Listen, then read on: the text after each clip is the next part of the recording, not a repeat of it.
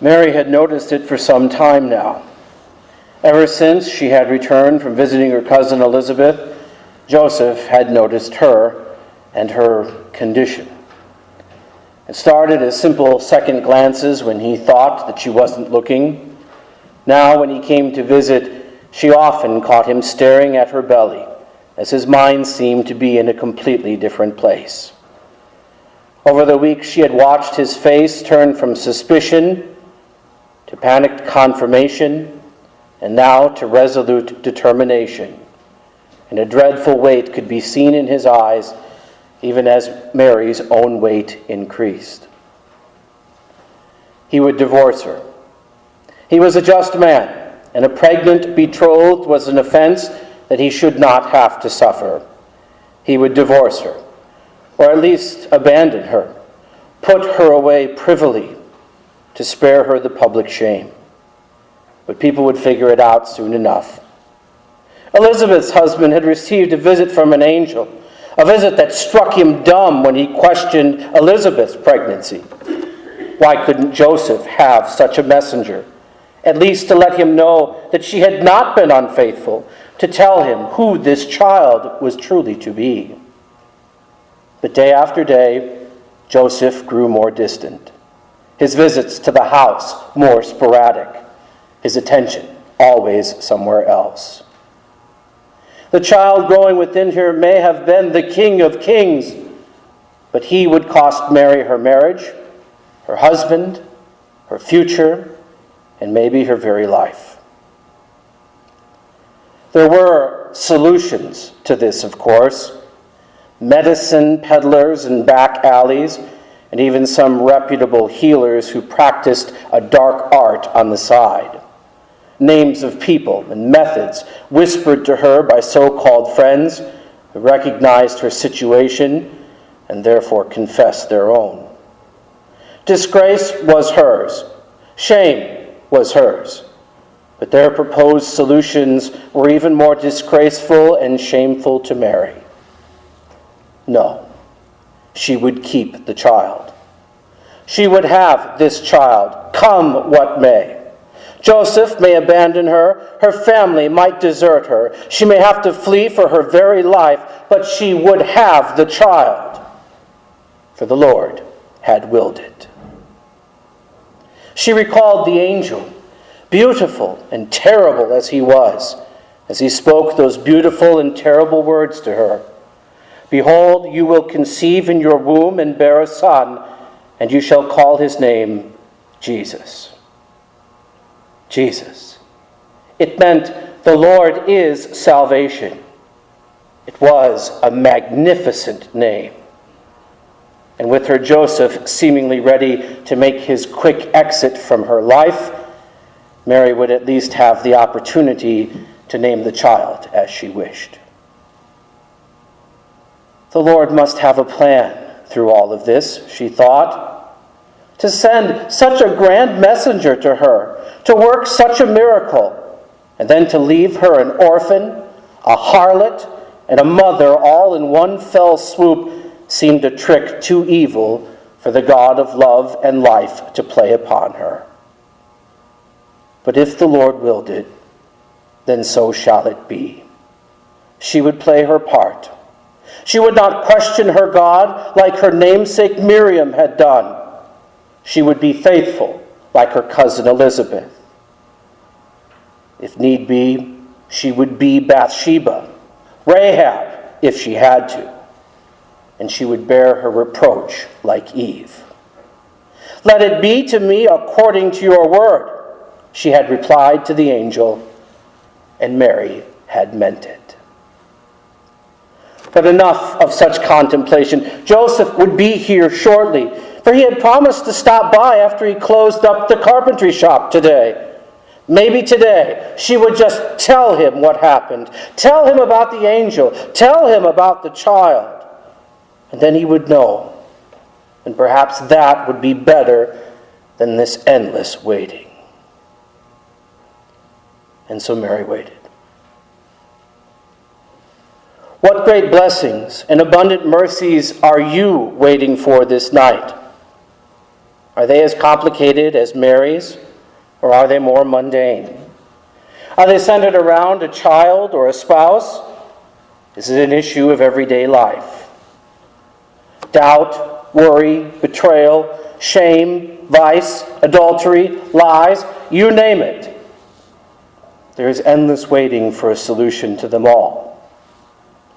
And in the meantime, the problems and the struggles of our lives increase. The weight of sin grows. The addiction grows ravenous. Where is God? How could he do this? How could he allow this to happen to me? How dare he treat his faithful like this? These are all common responses to life in our world, common to us all, except to Mary. Why did God wait thousands of years and countless generations from the promise that was given to Eve to finally send that salvation to his people?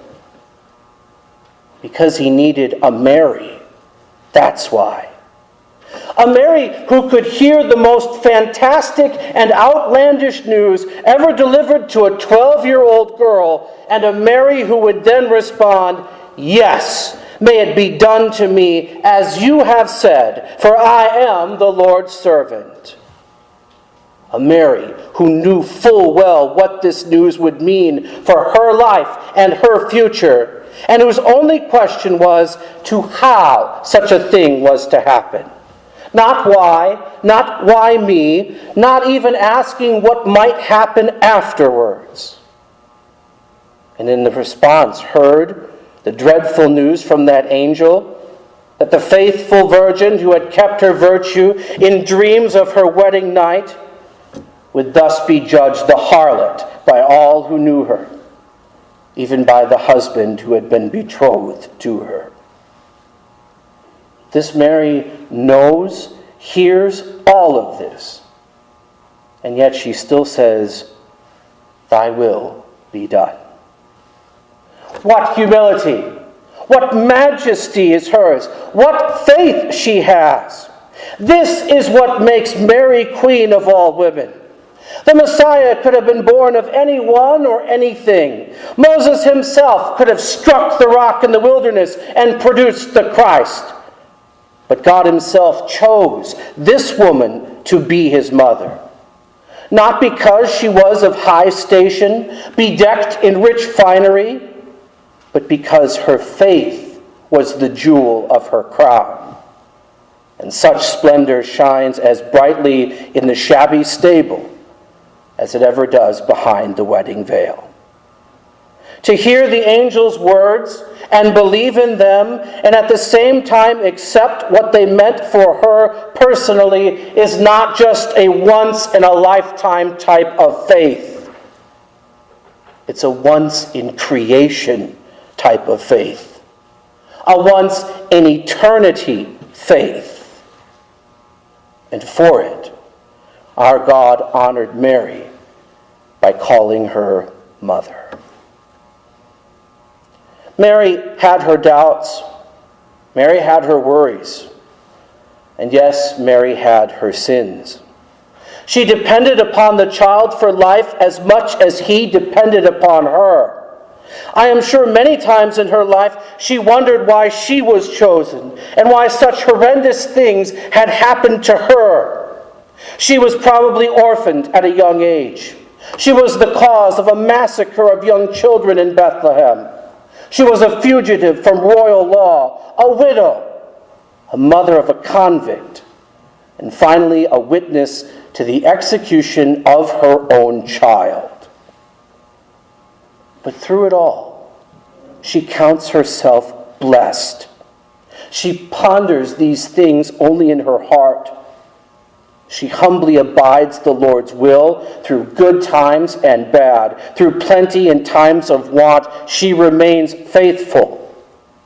For the Lord truly was her salvation, even in those darkest of times. Even when Mary had no idea of what was yet to come. Out of her small window, Mary caught the glimpse of Joseph walking down the dusty street as he had promised toward the house. He was moving quickly, with determination, it seemed.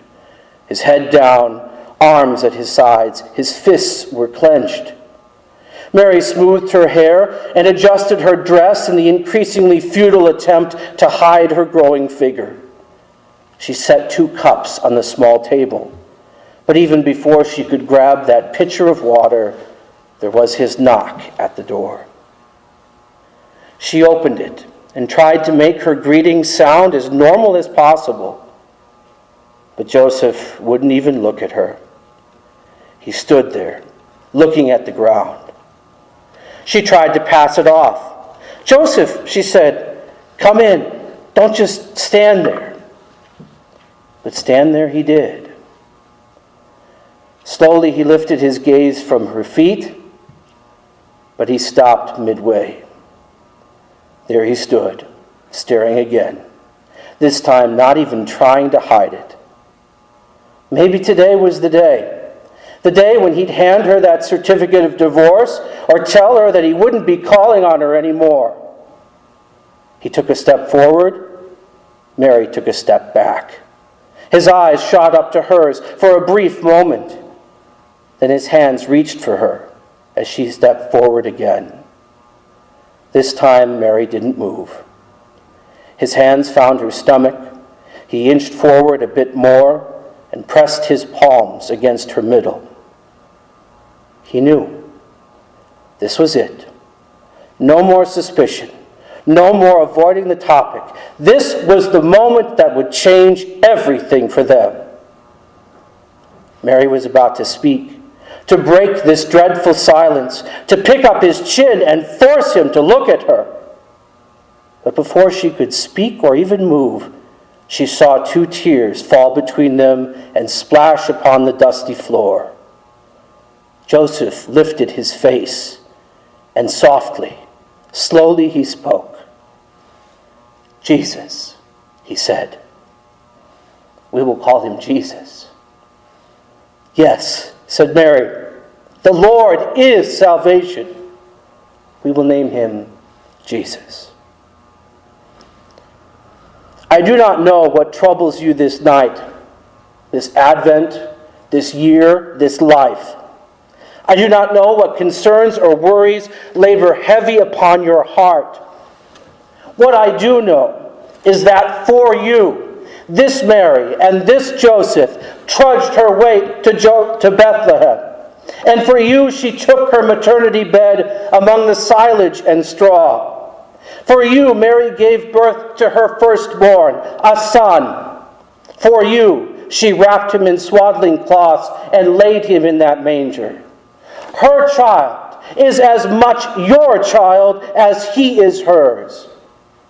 For the promise was not only given to Mary, but to each one of you.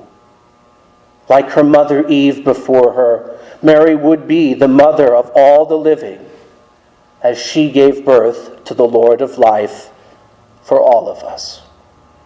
This child, this God in human flesh, is born and he is given to you.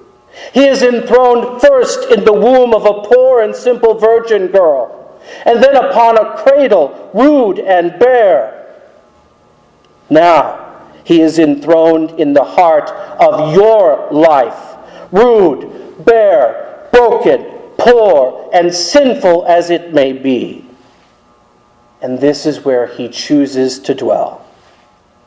This Jesus is truly your salvation. And God will deliver all his promises just as surely as Mary delivered hers.